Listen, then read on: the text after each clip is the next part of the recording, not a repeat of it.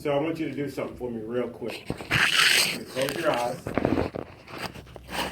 I want you to imagine what your best life would look like. Just take a second, soak that in. Imagine what it would look like. What kind of car would you drive? What kind of house would you live in? All right, open your eyes. What will it take for you to get there? The one thing you just thought about a second ago, what would it take for you to get there?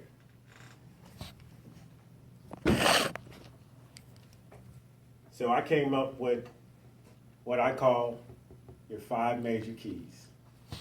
Your 5 major keys to living what I call your best life.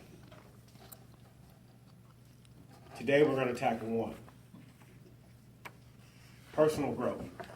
And many times you hear people talking, they say personal development, right? We've heard that. But the reason why I say personal growth is because you're not developing. You're taking what you already have and you're growing it. You're making that seed a flower. You're making that seed a tree. So it all started back in 2013, January 27, 2013, December 17, 2014, September 22nd, 2016, my life changed.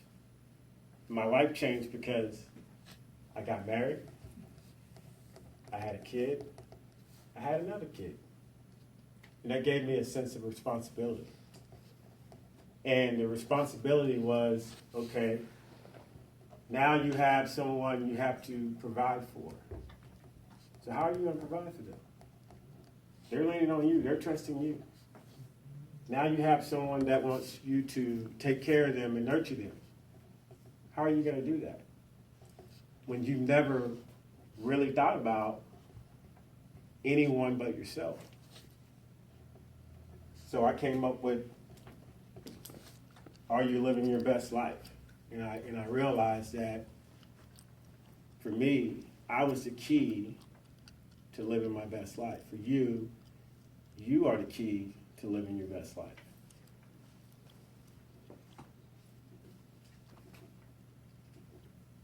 Couple things. It's hard for us sometimes to really look at ourselves, if we're being honest. We're really, we can see faults in others, but it's hard to look at ourselves. And that's number one, what I had to do. I had to look at myself. I had to take an internal evaluation of myself and say, Rodney, what is good about you and what's not so good about you? And that's hard to do. But in order to grow, that's what we're trying to do, we have to do that evaluation of ourselves.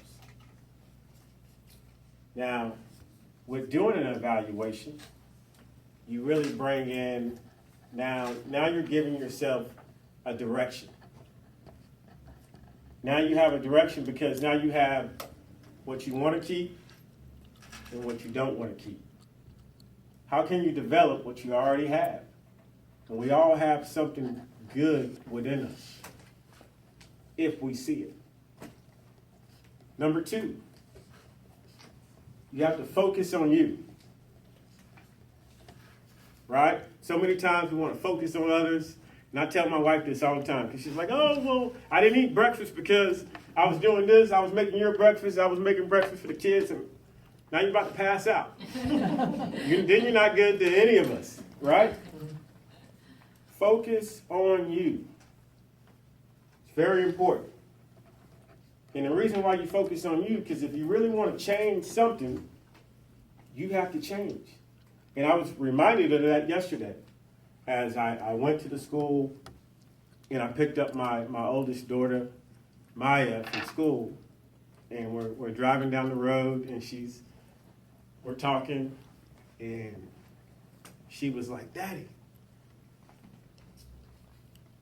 will you do this? And I said, nope, I don't want to do that. And she said, well, why not? And I said, because you said you wasn't going to do this. Well, she said, guess what? Daddy, that's not right. You told me that I'm supposed to be the example for you. So now, by you not doing this, you're not being a good example of me. 6 years old now, 6-year-old. So I'm driving, I'm like, what kind of monster have you? So, in order to get change, you have to change. You have to be that example that you want to see in yourself and others. And realizing that in the process, it's hard at times. It's very hard at times. And we have to remember that, guess what? We attract what we put out. We attract what we put out. Inconsistency. Consistency is very important into anything. And then also, hearing. Do you hear or do you listen? Do you hear me right now or are you listening to me right now? Is this going to spark something in you or are you going to stand on the sideline? The choice is yours. What is your life speaking to you? Are you listening to what your life is speaking to you? Are you going to take advantage of the opportunity that you have here at Toastmasters? This is why I'm here. This is why we're all here. Are we going to sit on the sideline or are we going to do something?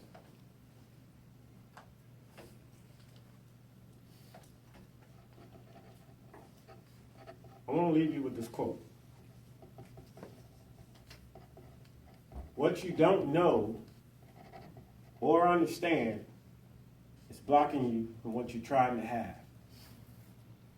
What you don't know or understand is blocking you from what you're trying to have. And the sooner you start working on this, the sooner you will reach these goals. What you're determined to do, the dreams, the relationships. Thank you.